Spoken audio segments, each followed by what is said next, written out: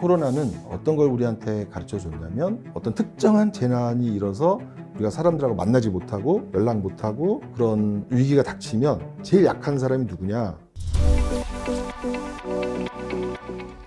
저는 정신과 전문의 김현수입니다. 저는 현재 명지병원에 소속되어 있는데요. 동시에 서울시 자살예방센터장을 맡고 있고 코로나 시기에 서울시에서 운영하는 코로나 심리지원단 단장을 맡고 있습니다. 중세의 패스트, 20세기 초반의 스페인 독감 이런 얘기 하면서 굉장히 끔찍했던 기억으로 이야기하잖아요. 그런 것처럼 사실 코로나는 인류가 오래 기억할 굉장히 중대한 사건이 될 것 같아요. 왜냐하면 고강도 사회적 거리두기, 사회적인 약속으로 만날 수 없고 학교에 갈 수도 없고 출근도 하면 안 된다. 이런 것이 주는 충격, 감염의 위험도 있고 감염 공포, 그리고 그것이 그 해로 끝나지 않을까 이렇게 생각했는데 장기화되면서 가게가 문을 닫고 또 회사가 폐업을 하고 도산하고 그로부터 생기는 또 2차적인 스트레스와 또 우울과 불안, 그래서 1차적으로는 코로나 그 자체로 인한 심리 정서적인 영향, 또 2차적으로는 경제적이고 사회적인 영향으로 인해서 파생된 여러 가지 심리 정서적인 사회 정서적인 문제를 이 코로나가 우리 국민들에게 끼쳤다고 생각을 하고 있습니다. 거의 모든 연령층에서 우울은 다 늘었다. 진료의 비율도 상당히 늘어서 아마 이제 국민들은 알고 계실 텐데 요즘 사실 정신과 진료받기가 어렵다 할 정도로 예약이 많이 밀려있는 그런 상태인데요. 약간 연령별 그런 상황은 조금 이제 다른 것 같아요. 2020년도 초기에는 특히 청년들이 상당히 많은 정신적 고통을 겪고 전체 인구에서의 자살 증가율은 높아지지 않았지만 청년층의 증가율이 이렇게 높아지는 양상 때문에 우리가 큰 우려를 했었고, 작년 하반기부터는 경제적인 여파가 장기화되면서 더 커지면서 그래도 버티고 있던 중장년층에서 우울과 자살의 증가가 조금씩 증가되고 있는 것이 굉장히 이제 큰 우려를 갖고 있어서 중장년층에 대한 자살 예방 사업 이런 걸 굉장히 강화하고 있는 그런 상황입니다. 절대 자살자의 수는 전 세계적으로 항상 남자가 많아요. 20대 자살자, 30대 자살자 전체 수는 남자가 많은데 비율적으로 지금 계속 여성의 자살자 수가 늘어난다는 거예요, 이제.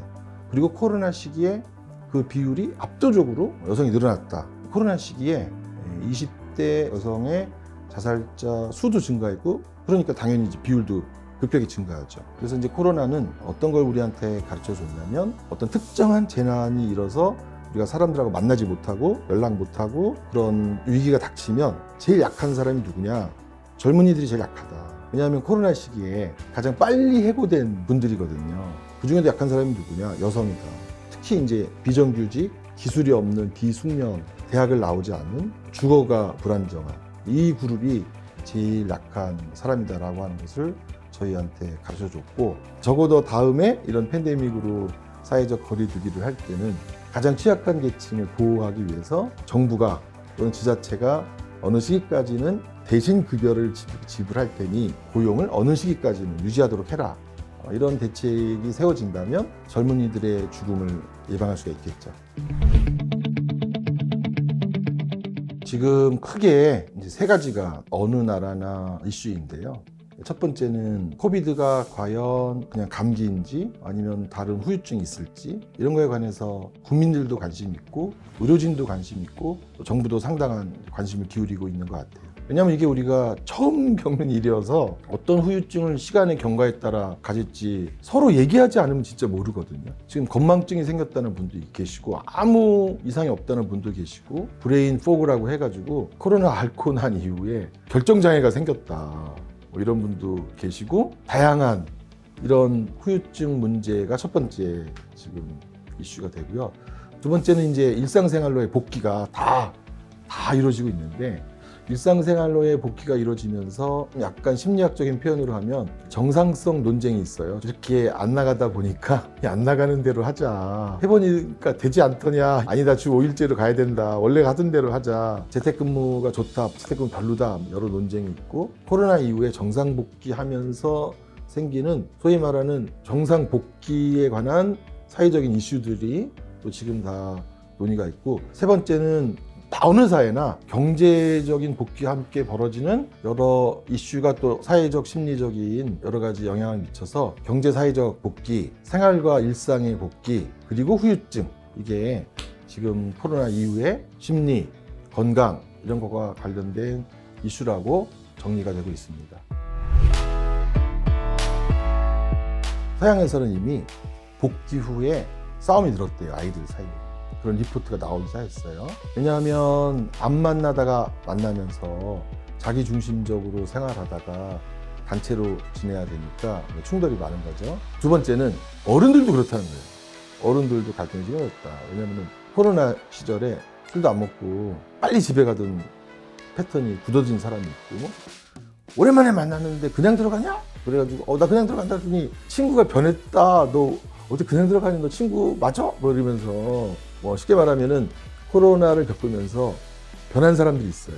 이게 원상복귀가 아니거든요. 지금 예전으로 다시 돌아간다 이렇게 생각하면 안 된다. 코로나가 우리를 변화시켰다. 예전으로 돌아가서 만나는 거다라고 생각하시면은, 이러면 갈등이 다시 커지는 거예요. 코로나 이후에 어떻게 회복할 것이냐, 이런 논의를 사람들한테 막 불러일으키는데, 이게 이제 또 좋은 방면으로 가면 단절된 사회를 회복시키는 건강한 관계의 사회를 만들 수도 있고, 또 우리 사람들 사이에 관계에 관한 여러 갈등을 또 만들어내는 그런 것이 촉발될 수도 있을 것 같아요. 약 2년 동안 지속됐던 사회적 거리 두기 조치가 전부 해제됐습니다. 코로나 시기에 개인적으로 중요한 인생의 여러 가지 일정들이 꼬이고 잘 안 되고 이랬던 분들이 굉장히 이제 허망하고 우울하고 그렇게 지냈는데, 코로나가 끝났다라고 해서 이제 다시 시작하자 이렇게 쉽게 마음이 다시 일어날지, 아니면 이미 무기력한 상태에 빠졌기 때문에 이 마음을 쉽게 다시 일으켜 세우기는 어려울지 예측하기는 쉽지 않은데, 한번 무너진 마음을 다시 일으켜 세우기란 쉽지 않기 때문에 이런 시기에 필요한 것은 응원과 격려죠. 응원과 격려. 원래 2020년도 했어야 되는 일을 2023년에 다시 해보라고 했을 때 그때와 지금은 다르다 이렇게 말할 가능성이 높기 때문에 3년이 지났지만 그래도 다시 해보자 라고 말할 때 상당한 응원과 격려가 필요할 것 같아요. 계절의 꽃이라고 불리는 5월은 외롭고 힘든 사람들에게는 이제 더 상대적으로 박탈감과 함께 더 자신이 초라하게 느껴지는 아주 긴 한 달이라고 해요. 사람들은 외로운 게 뭐가 그렇게 큰 상처냐, 배만 골치 않았으면 되지, 그렇게 이제 많은 말씀을 하시는데요. 요즘 현대사회에서는 오히려 한 끼는 굶을 수 있어도 사람을 만나지 않는 게 더 큰 상처다. 과학적으로도 외로움은 암을 유발할 수 있는 암 유발 감정이다, 이런 것들이 이제 발표되고 있는데, 외로움은 그만큼 현대사회에서 아주 심한 아픔이다라고 하는 것을 우리가 알았으니까 모두가 외롭지 않게 함께 행복한 그런 올이었으면 좋겠습니다.